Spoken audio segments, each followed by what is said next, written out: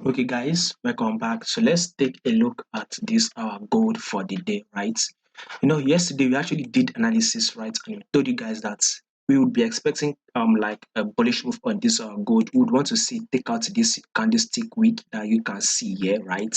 Then a price should either break out or give us a pullback, right? Exactly what we are expecting. So if you take a look at this 4 hour time frame, price kind of made movements like that. You can see that this was an impulse move.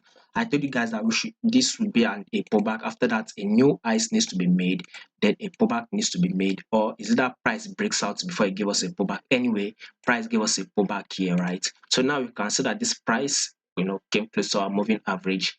Now we are expecting a further move up. So this is what we'll be having on this gold. We should be expecting a further bullish move.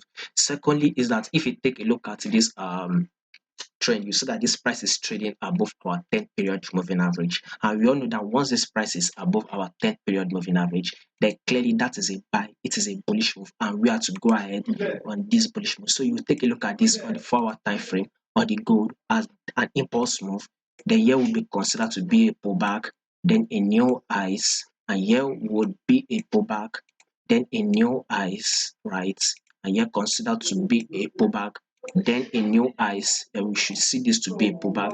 After the pullback, then a new highs needs to be made. So this gold, right, we should also be expecting a bullish move, right, on this gold. I think we should actually make it should be more visible on Friday. Let's see what this price will be made on Thursday, right?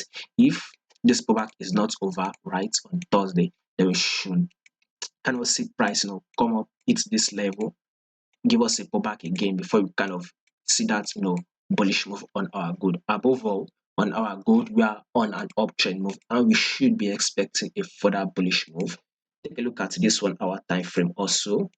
We are also on an uptrend move, and we would continue to see an higher highs and an higher low. So let's continue to go like that on this our gold for the next day.